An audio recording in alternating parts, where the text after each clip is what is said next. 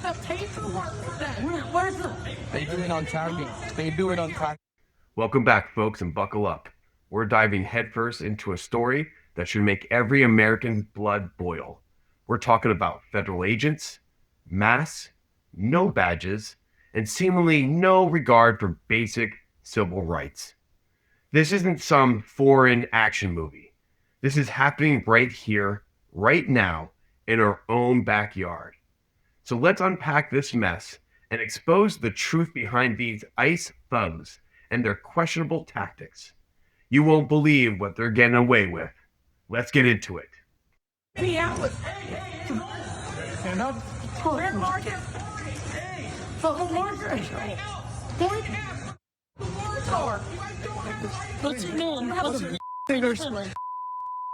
I'm living in U.S. citizen. According to reports, they dumped him off at a Walmart later in the day. This guy right here, they let him out of the vehicle, and of course they knew. This guy? This guy right here, yeah. Of course. You okay, man? No, I'm not okay. No,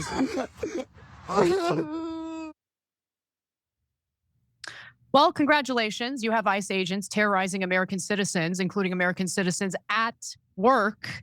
In this case, we're talking about federal agents harassing and putting their hands on an American worker at a Target. And as you just heard, he was later dropped off at a Walmart. Cenk, your 2 cents. Terrorizing American citizens at work and then dropped off at Walmart? Folks, let's be crystal clear here. When did federal agents become synonymous with wearing masks? And who can grab someone off the street or worse, out of their workplace without proper identification or clear legal process? This isn't law enforcement. It's intimidation. It's the kind of strong-arm tactics you'd expect from a banana republic, not the United States of America. Think about it. We're told these agencies are here to protect us, to enforce laws, right? But when they start operating in the shadows, covering their faces, refusing to identify themselves, and roughing up American workers, what exactly are they protecting? It certainly isn't our constitutional rights. It feels like they're protecting the border and more like a fishing expedition for anyone who looks different. And the idea of being dropped off at a Walmart like some unwanted package, this isn't due process. It's not how a civilian society operates. We used to have things called booking stations, lawyers, and courts. Now it's apparently a ride in an unmarked van and dropped off at a big box store. What message does this send? It sends the message that if you deemed undesired or undesirable by some mass group, your rights can be suspended and you can be shuffled around like a commodity. This isn't an absolute outrage. This is absolutely crazy. If you're not angry about it, you're not paying attention. This isn't about immigration. It's about unchecked power and the erosion of our fundamental freedoms. Yeah, in America, we used to not do things like this. Like if you were arrested, you were arrested, and we would take you down to the station, we'd book you, you'd be able to see our badge and see our name, and our faces wouldn't be covered. Now we have thugs in the streets that have masks on, no badges, no names. Now they're grabbing up US citizens because they ran out of people to grab, and Stephen Miller still wants them to terrorize people. Guys, you're gonna see two things in this story that are important. One is the tide has shifted and the American people now hate this. You'll see it in the podcasters that speak out. You'll see it in the polls. And the second thing we gotta talk about after Anna gives you the facts is, why are they doing this in the first place? This is not about immigration. So let's talk about that in a minute, but first the facts. So the incident that you just saw took place last week on Thursday. Another Target worker was also apprehended. Now, the Department of Homeland Security addressed the case of this 17-year-old Target worker shown in the video at the start of the story, saying that this individual was arrested for assaulting federal law enforcement officers. under 18 USC 111, assaulting, resisting, or impeding federal officers. Now, there were eyewitnesses there, and here is some eyewitness testimony from Bring Me the News. So, per observers, agents were approaching Target and asked the workers outside whether they were citizens. The workers didn't answer and tried to go inside, at which point they were grabbed. So I'm seeing more and more of these stories of ICE agents like literally going door to door, knocking on people's doors to ask whether or not they're citizens. Okay. So if you are an American citizen who was upset with the Biden administration's handling of immigration, you want our immigration laws to be enforced, I hear you. Did you sign up for this? Did you sign up for federal agents knocking on your door?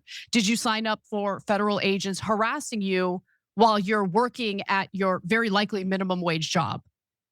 Okay, so once we get to the polling on the American sentiment toward ICE, all of these examples I'm giving you is going to help explain the results of the polling. So, according to reports, this is not an isolated incident. And if you've been paying close attention to the story, you'd know that. So, some Target stores are actually pulling Latino workers off drive up duty. That's when workers bring online orders directly to shoppers' cars in the parking lot. And that's according to what one anonymous Minneapolis store worker said. And, they're doing this to keep their workers safe to the best of their ability, because they know that these ICE agents are going to racially profile. And if you look Latino, they're going to pull you aside and ask you questions. Over the weekend, protests took place outside of this Target where the ICE agents snatched the employees. And the protesters wanted Target to do a better job in protecting their workers. But according to a company spokesperson, that's a pretty difficult task because our parking lots and stores are unrestricted spaces that allow for the free flow of people in and out. Federal law enforcement agents aren't legally required to present a warrant to enter these areas. And I just want to understand something. So if you happen to have darker skin, you're an American citizen, but you don't have lily white skin, you don't have blonde hair, you don't have blue eyes, are you now expected to literally walk around with your birth certificate or with your naturalization documentation? Like, what is this? And, Joe Rogan weighed in on it during a podcast with Senator Rand Paul. Hold on a minute. I have to jump in here. Are we seriously asking if American citizens born and raised here need to carry their birth certificates around just because they don't feel some arbitrary visual stereotype? Really? This is where we are. This is the kind of identity politics run amok that turns our own government against us. It's a textbook example of racial profiling, plain and simple. And it's utterly un-American. Why are we going through this? This isn't about enforcing immigration laws. It's about creating a climate of fear and suspicion based on skin color. For all the talk about diversity and inclusion from the left, when it comes to actual government action, it seems like people are more included than others.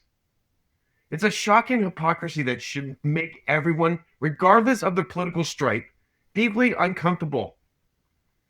The idea that if you look Latino, you're suddenly a suspect who needs to prove your citizenship on demand is a dangerous, slippery slope. Where does it end? That's the question we're going to ask ourselves.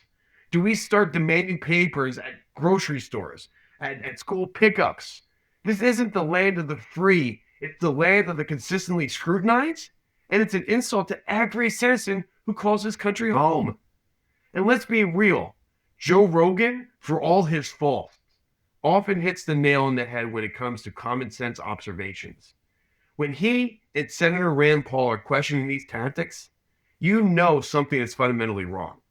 It isn't complex. It's a basic violation of dignity and rights. We should all be able to walk freely in our own country without fear of being stopped and interrogated because of how we look.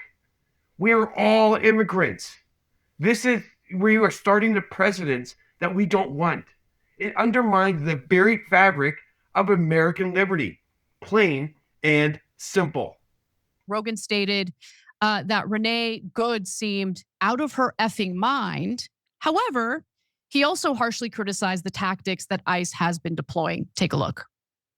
After that woman was shot, I think, unfortunately, well, everything's unfortunate about it, right? But one of the real problems is now ICE are villains, and now people are looking at them like murderous military people that are on the streets of our city, and they're masked up, which is also a problem, right?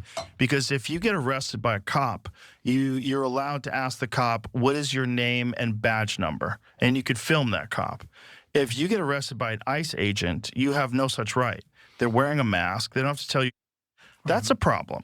That's a problem on our city streets, right? It's complicated, obviously, but it's also very ugly. To watch someone shoot a U.S. citizen, especially a woman, in the face, it just looked horrific to me. I mean, when people say it's justifiable because the car hit him, it seemed like she was kind of turning the car away. It seemed like she was out of her mind to begin with. That lady seemed crazy, right? And didn't she move there specifically to get involved in all this? Yeah, I don't know. She didn't seem mentally healthy, but does that mean she should be shot in the head? Is there no other way to handle this? So before I get to the polling, Cenk, thoughts on everything I just presented? Yeah. So look, I don't like them attacking this poor woman after she's been shot in the face 3 times. So no, she didn't look crazy to me. You might not agree with her. You might not have liked what she was doing or what she said, but no, not crazy. But overall though, Rogan is agreeing with us and the great majority of the country. And so there's a couple parts here. And to your point about, are you a citizen? That's the question they ask. And then Target then is now having people go and work in the back if they're Latinos, et cetera. Because why? Who carries around their passport? Look, I'm brown. I could look Latino. People could think I look Latino. Am I carrying my passport around or my naturalization papers? No, it's not a good idea to begin with. So now if you say, are you a US citizen, and you can't prove it, they're gonna arrest you. If you don't answer it, they're gonna arrest you. No matter what you say, if you look a certain way, they're gonna arrest you. And then since we're not doing anything by the law anymore, they're like, arrest you in the back of a van, and after we know we do God knows what to you, then we just dump you off the side of the street. No, that's not the American way. That's not rule of law. That's not law and order. And it's actually very refreshing to at least see Rogan go, no, we don't wear masks. That's not what we do. And guys, if you're not getting it by now, that leads to the second point I wanted to make, which is, why are they doing this? So yeah, there's the reason that they're giving, which is already absurd and ridiculous. Stephen Miller wants to catch Obama. Obama deported so many people, he was called a deporter in chief.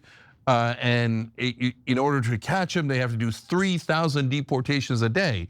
But when they do that, they've run out of all the criminals that they could find. They're onto the non-criminals, and they can't find enough non-criminals, partly because they live here. So they are in that house, they're living lives, they're at work. And the American people don't like to see what is a very ugly scene. That was exactly right. It looks very ugly when you have these stormtroopers going into the middle of American cities, agitating everyone. And then when someone goes, hey, I object, and they shoot him in the face. No, and Anna, what I'm super worried about is they're trying to get us used to the tyranny and to occupation. Yes. Okay. Yep. So they're not going to be able to get 3,000 people a day, and they're certainly not going to be able to get 3,000 people a day without massive oppression, massive number of mistakes, and going after US citizens, etc. We don't want this. Nobody wants this, and now the independent podcasters are clear. They don't want this. Dylan doesn't want it. Rogan doesn't want it. And the only reason why the Palantirs and the Stephen Millers of the world want it is because at the end of the day, we're all going to be in that same category soon, where the government is going to track all of us. If anybody objects to the government, look, there's masked men working for the government, ready to put their jackbooted, thuggish, knee on your neck. And it isn't just for African Americans or Latinos anymore, it's for all of us. Yeah, that's exactly right. And I don't want to live in a country where you have militarized federal agents roaming the streets and harassing people like this, right? Especially, as they're just going about their day or as they're at work. It's ridiculous. And we know that there's been a hiring spree for ICE. We know that the Trump administration has cut down on the training. And this isn't the kind of country that we're supposed to live in. This isn't what our government is supposed to stand for. And this is all translating into some interesting polling results, because YouGov just released a poll over the weekend, and they wanted to know how Americans are feeling about ICE. And let's take a look at the very first graphic here. So they asked, whether or not Americans support ICE, and here's what they found: 46% of Americans said they would support abolishing ICE. Okay, abolishing, 46%. 43% of Americans say they would oppose abolishing ICE. 12% of Americans say they're not so sure. But there are other results I want to get into. So this is the percentage of Americans who think the shooting of Renee Good was justified. So only 28% of Americans stated that the shooting of Renee Good was justified. 53% said it was not justified. So that's a majority. 18% were not sure. Let's look at the next one. So this kind of breaks things down based on party ID. So 53% of Americans overall said that the ICE officer who shot and killed Renee Good should face criminal charges. 30% said that he should not face criminal charges. 17% of Americans not so sure. But when you break it down by party affiliation, 90% of Democrats, 54% of independents, and sadly, just 14% of Republicans want the officer to face charges. 6% of Democrats, 23% of independents, and 63% of Republicans stated he should not face charges. So I've got some more. Let me just go to one more here. So according to the YouGov poll, which was conducted on January 7th, which was the day that Renee Good was killed, you'll see that 39% of Americans strongly or somewhat approve of how ICE is handling its job. 52% of Americans strongly or somewhat disapprove of how ICE is handling its job. And 10% are not sure. Cenk. Yeah, no, boy, has ICE lost the country. Gonzo. I mean, if you told me a year ago, which probably some of you did tell me, that abolish ICE would have, no one said this, but I would have been shocked. I wouldn't have agreed if they had. I'm throwing myself under the bus there. That abolish ICE would have a plurality of Americans saying, yeah, let's just get rid of it altogether, right? I think that I would have thought if that happened, my God, has ICE done some terrible things. And that is what happened. ICE has done terrible thing after terrible thing after terrible thing, to the point where Americans are like, what did AOC say about abolishing ICE? Yeah, let's do that, right? So look, at the end of the day, you still need an agency to get the folks who are undocumented but criminals, like some of the people they picked up in the first couple of days, like the pedophiles, et cetera. And by the way, I wish that Donald Trump would stop releasing some of the criminals, like the former president of Honduras was a person that they brought from outside the country into here. We convicted him for 45 years, one of the worst drug dealers in history. And Trump's like, oh, you're actually undocumented and a massive criminal, you're free to go. So that also ruined any credibility that they had, along with many other fraud cases where he pardoned people, that they were concerned about crime. And so, yeah, the American people are sick of it.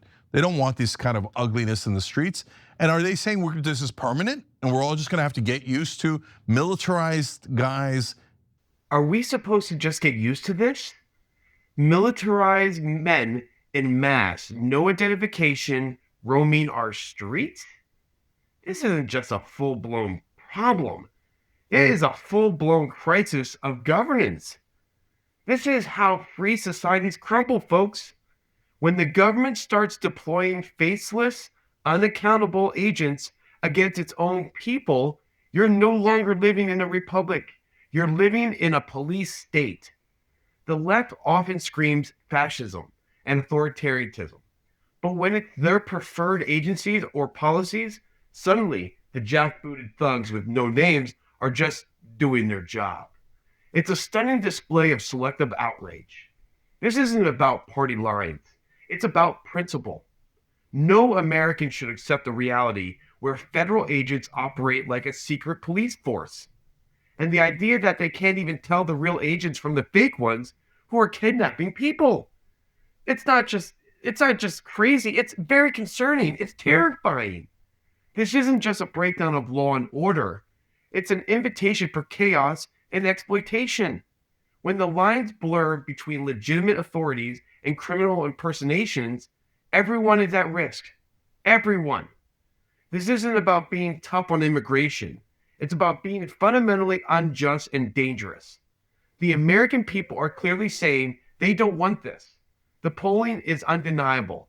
We don't want a government that treats its citizens like its potential enemies, where fear is the primary tool of enforcement. We demand transparency, accountability, and respect for individual rights. Anything less is an insult to the very idea of America. Period. Again, plain and simple.